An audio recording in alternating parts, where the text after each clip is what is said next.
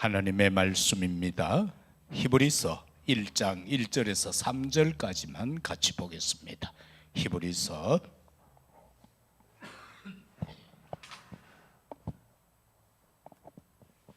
1장 1절에서 3절까지 합독하도록 합니다. 옛적에 선지자들을 통하여 여러 부분과 여러 모양으로 우리 조상들에게 말씀하신 하나님이 이 모든 날 마지막에는 아들을 통하여 우리에게 말씀하셨으니 이 아들을 만유의 상속자로 세우시고 또 그로 말미암아 모든 세계를 지으셨느니라. 이는 하나님의 영광의 광채시요 그 본체의 형상이시라. 그의 능력의 말씀으로 만물을 붙드시고 죄를 정결하게 하는 일을 하시고 높은 곳에 계신 지극히 크신 이의 우편에 앉으셨느니라. 아멘. 오늘부터 히브리서를 가지고 말씀을 생각해 보도록 하겠습니다. 오늘 먼저 그리스도가 나타내시는 망대,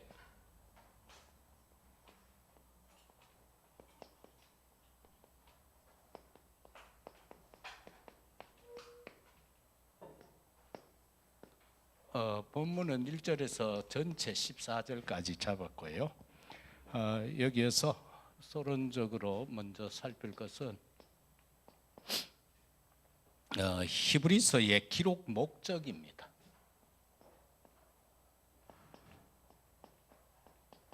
왜 히브리서를 기록했는가라고 할 때 첫 번째는 그 로마에 살고 있는 유대인들이 유대주의를 자꾸 회귀하려 합니다.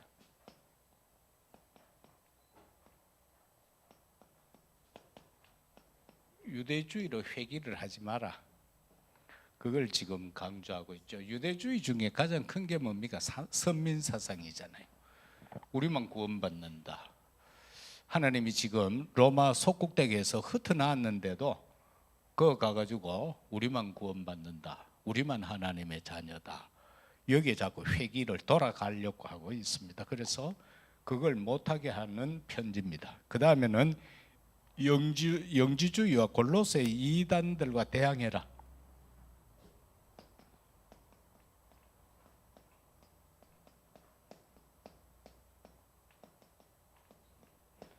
골로새 교회에 퍼져 있는 이단, 이거를 대항해라. 그럼 영지주의가 뭐냐? 간단하게 보면은 신적 계시하고 이 현몽, 꿈에 의한 초자연적인 지식을 소유해야만 구원받는다. 신적인 계시와 직접 직통하고 꿈꾸고 그래야만 그러한 초자연적 지식 속에서 구원받는다라는 내용인데요. 이거는 헬라 철학하고 동양의 이교 사상, 애굽, 인도, 페르시아의 이원론적 사상, 그 속의 우주론, 그러면서 여기에다가 유대 사상까지, 유대교 사상까지 혼합된 그런 혼합주의의 철학의 하나의 체계다, 그렇게 보면 됩니다. 복음에서 말씀에서 철학이 나와야 되는데 이걸 철학 속으로 집어넣어 버리는 거예요. 그래서 이게 기독교 사상을 영주주의 사상에다가 포함시키려고 하는 겁니다. 그러니까 완전 인본주의죠. 그래, 이것과 대항해라. 골로새 교회 이단이 매나 이 영주주의가 팽배되어 있었고, 특히 골로새 교회에는 이 천사 숭배론 같은 이런 많은 것들이 존재하고 있었죠. 그 다음에는 믿음으로 사는 삶의 중요성을 증명하고 있습니다.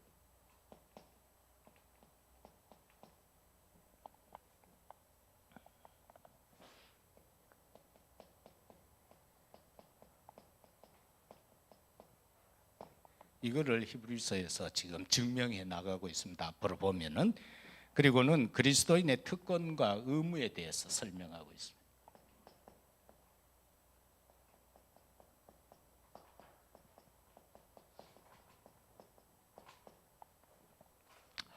그럼 본론으로 들어가서 첫째 생각할 수 있는 것은 오늘 1장에서 볼 때에 그리스도의 위치입니다.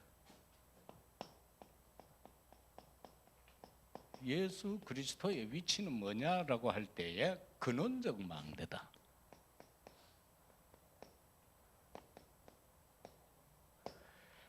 여기서 우리가 볼 수 있는 것처럼 2절, 3절의 내용과 8절과 9절을 통해서 보면은 예수 그리스도는 하나님의 아들이다라는 겁니다. 이게 그리스도의 위치입니다. 하나님의 아들이고, 그 다음에는 2절 그리고 10절과 12절을 통해서 보면은 함께 창조에 참여했죠. 아들이면서 창조주다. 4절에서 7절과 13절에서 14절 보면은 이 천사에 관해서 쭉 이야기합니다. 하나님이 천사를 보고 어디 아들이라고 그런 적이 있느냐? 없지요. 그 천사는 심부름꾼이고 수종자지요.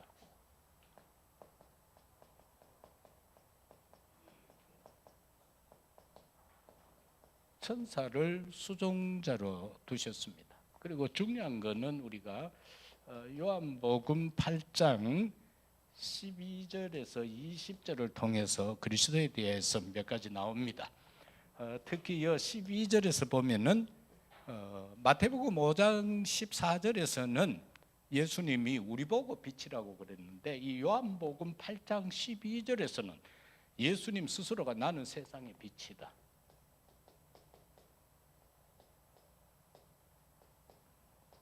나는 세상의 빛이다. 그렇게 선언하고 계십니다. 이렇게 말하니까 바리새인들이요, 네가 어디 그런 말을 하노? 그 터무니없는 말을 하고 있노? 라고 하면서 반박을 합니다. 그러면서 예수님이 또 여기서 보면은 14절에서 나는 어디서 오며 라는 자기 출생에 대한 것을 스스로 질문합니다.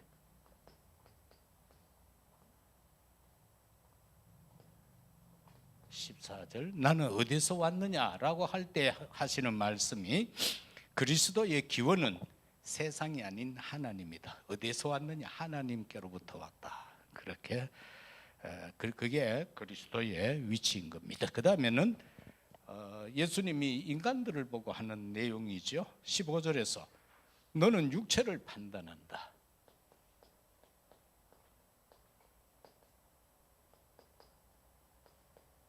우리 인간들은 다 육체를 보이는 것만 가지고 판단해요.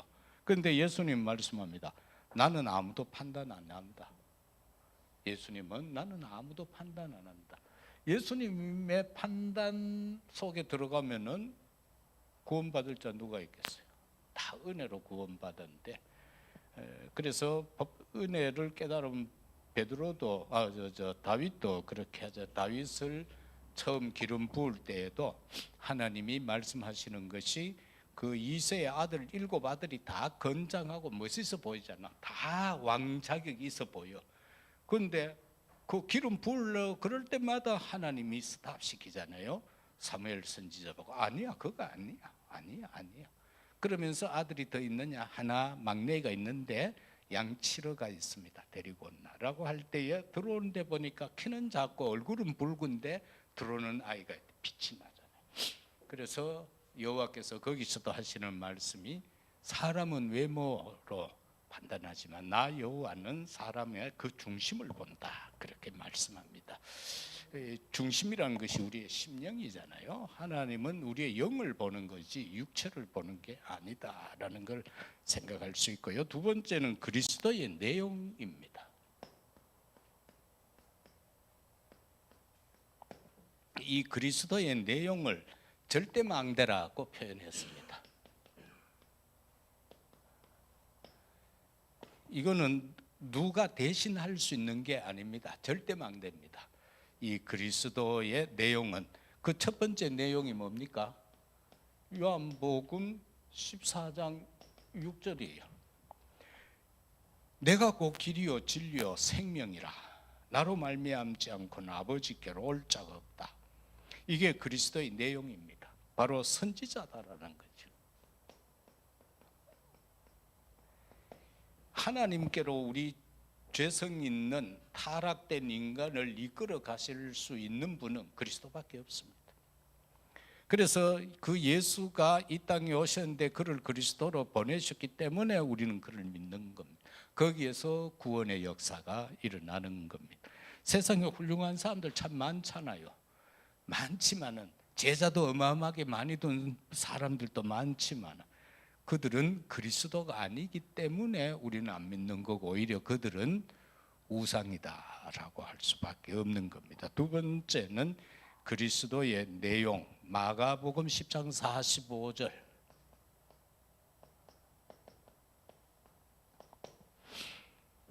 인자가 온 것은 섬김을 받으려 함이 아니라 도리어 섬기려 하고 자기 목숨을 많은 사람의 대속물로 주려 함이라.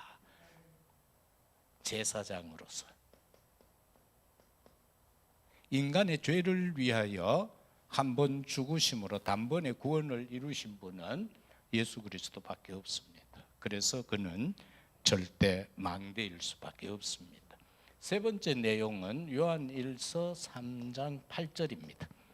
여기에서 죄를 짓는 자는 마귀에게 속하나니 마귀는 처음부터 범죄함이라. 하나님의 아들이 나타나신 것은 마귀의 일을 멸하려 하십니다. 마귀의 일을 멸할 수 있는 왕은 그리스도밖에 없습니다. 다윗이 그렇게 훌륭해도 오히려 죄를 짓는 왕이었죠. 솔로몬이 그렇게 훌륭한 지혜로운 왕이어서 스바 여왕까지 그 지혜를 구하려고 찾아온 당대의 왕이었지만은 그는 남의 죄를 속해 줄 수 있는 사람이 아니라 오히려 죄를 범했죠. 예루살렘 근방성에 1천 그 우상 숭배하는 산당을 짓는 자가 되어졌음을 우리는 보게 됩니다. 그래서 그리스도의 내용은 절대 망대다. 이거는 누가 어떻게 대신할 수 있는 그런 망대가 아니다라는 겁니다. 그러면은 저와 여러분은 예수 그리스도의 제자잖아요. 예수 그리스도의 제자된 우리는 어떤 망대가 되어져야 하나?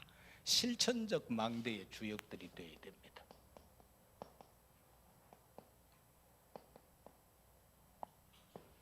이 실천적 망대는 무엇인가? 마태복음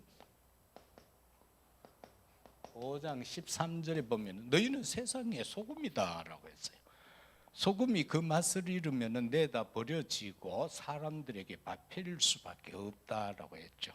그래서 이 소금이다라는 것은 썩는 부패하는 것을 방지하는 거잖아요.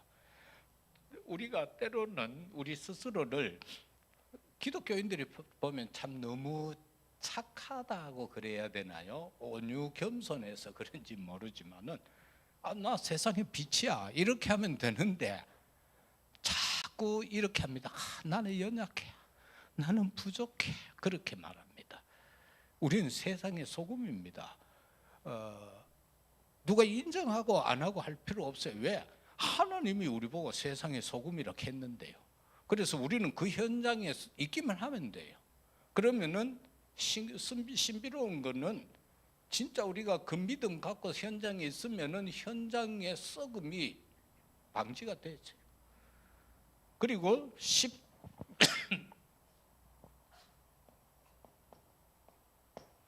마태복음 5장 14절에서 16절까지 가서 보면 또 말씀합니다. 예수님이 이 친히 하신 말씀이에요.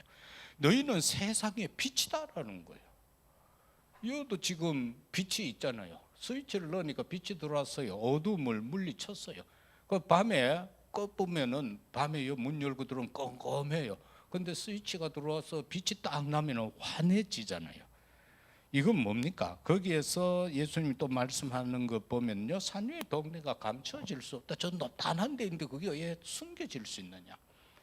이래 빛을 켜가지고 등불을 켜서 말 안에 넣어두려고 불 켜는 사람이 어딨노? 비추기 위해서다라는 거죠. 그래 이미 우리는 빛인 거예요. 그리스도 빛 대신 그 앞부분에서 우리가 봤잖아요. 예수님이 친히 나는 세상의 빛이다. 그 빛이 내 안에 내주하잖아요. 그러니까 우리는 비칠 수밖에 없지요. 그래서 세상의 빛을 비추게 돼 있는 거예요. 내가 막 확신하면서 나 빛이야 이런 믿음을 안 가져도 빛입니다. 근데 신기한 거는 내 인생을 지나고 보면은 그게 빛의 역사를 감당했어요. 여러분도 그런 걸 느껴질 겁니다. 인생 삶을 쭉 신앙생활하면서 지나서 어느 순간 뒤로 보면요, 아, 내가 우리 가문을 살렸구나, 내 가정을 살렸구나, 아, 내 자녀를 살렸구나. 이게 어느 시점에 가면 뒤돌아보면 보여지게 되는 거예요. 왜? 빛이기 때문에. 빛 대신 근원 대신 예수 그리스도가 내 안에 내주 인도 역사, 충만 교통 역사했잖아요. 그래서 그 삶이 그대로 나타나지게 되어 있습니다. 그래서 빨리 그 믿음, 근원적인 믿음을 자꾸 회복시켜야 돼요. 그리고 그걸 믿음을 자꾸 고백해야 돼요. 나는 세상의 소금이야, 소금이야. 나는 세상의 빛이야, 빛이야. 이걸 자꾸 고백해야 돼요. 그리고 직장에 가가지고도 잠깐 눈 뜨고 기도해도 되잖아요. 또 뭐 어디 저 직장에 가가 탕비실에 들어가 무릎 꿇고 쥐약 하면서 고함치고 하면 사람들이 또라이라 하잖아. 그 출근 딱 해가 의자에 다가 눈 뜨고 사람들 쫙 살펴보면서 아버지 나는 소금입니다. 오늘 또 썩을 놈이 누굽니까? 그 놈을 안 썩게 하옵소서. 하나님 나는 빛입니다. 오늘 여 컴컴한 놈이 누굽니까? 그렇게 기도하면 되는 거예요. 그러면은 그 컴컴한 놈이 빛 때문에 이래 밝아지게 되고 썩을 놈이 덜 썩게 되고 때가 되면 구원의 역사가 일어나게 된다. 얼마나 쉽습니까? 얼마나 쉬운데 나는 요 며칠 동안요 아침에 일어나가 베란다 문을 확 열어놓고는 1시간 이상씩 호흡 기도를 해서 그게 지나쳤는지 몸살이 와버렸어요. 몸살 감기가 와가지고 콧물이 찔찔 흐르고 아래 저녁 늦게 또 안산 올라가는데 4시간 반 걸려서 그런데 요새 또 오른쪽 무릎이 신통차네. 이게 옛날에 다쳤던 게 또 재발을 하는지 이 목사는 주사 뭐 한 번 맞고는 괜찮다는데 나는 그래가 그 병원에 가 같이 맞았는데도 나는 아파. 그 기계가 더 낡았는 모양. 그래서 갔다 내려오는데요. 또 토요일 되면 내려오는 게 많이 막히잖아. 그래도 또 뭐 할 수 있습니까? 기도하면서 이래 내려오고 이래 하는데 그러면서도 막 외치죠. 그래서 기도도 좀 적당하게 해야 된다. 호흡 기도는 잘못해 보면 오히려 이 관절 같은 데 아프대요. 유 목사님도 전에 기도 너무 해버려 가지고 화요 집회 오다가 올라가 버렸죠. 병원으로. 걷지를 못하고 일어서지를 못하는 거예요. 그래서 호흡은 나중에 이 오후 예배 때 한번 제가 특강하려고 가는데 호흡 이거 진짜 아픈 사람들 이거 해야 될 게 있어요. 어려운 게 아니고 좀 쉬운 그런 방법을 배워왔어요. 그래서 각 교회에서 하래. 그 부산에 다 오도록 만들지 말고 각 교회에서 하면 되지. 왜 부산에 다 오노 하면 그 부산 제가 전에 마트 갈 때 그 바닷가에 아주 좋은 그 5, 6도 앞에 최고 아파트 단지 있어요. 그 아파트 몇 채 얻어가지고 거기서 했는데 어제 그러시더라고. 이 권사님이 좀 지혜롭게 그 집 얻을 때 하나는 이 복덕방에 맡기고 하나는 저 복덕방에 맡기고 이러면 되는데 그걸 한 사람한테 다 해버리니까 열받친 그 주민들 막 선동해가지고 고발한 사람이 알고 보니까 그 옆에 부동산이더래. 그래가지고 지금 거기서 다 쫓겨나가지고는 지금 영도에 새로 집 얻어가 거기서 이래 하고 있는데 그때 가보니까 참 좋더라고요. 바닷가에 그래서 바누아투 그때 국회의장하고도 그 한 달씩 있으면서 치유받아 갔잖아요. 그래서 아주 그런 깊이 있는 거를 한번 해보려고 합니다. 그 다음에 실천적 망대. 내가 진짜 세워야 될 망대는 뭐냐? 디모데후서 4장 2절이에요.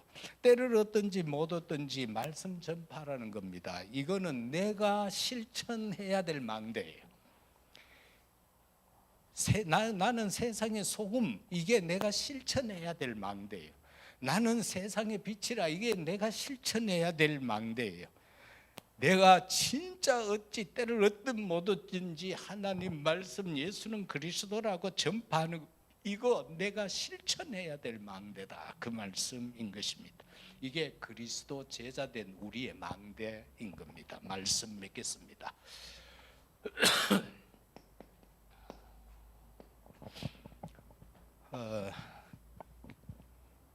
이사야 62장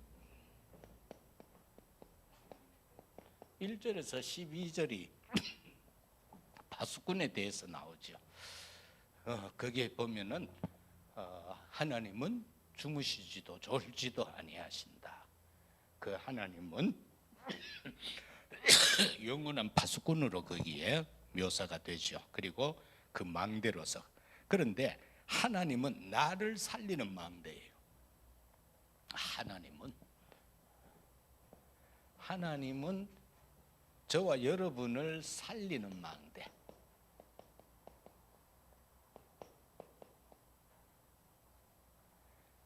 그러면은 나는 뭐예요? 우리는 뭐예요? 그래서 하나님은 우리 각자에게 나는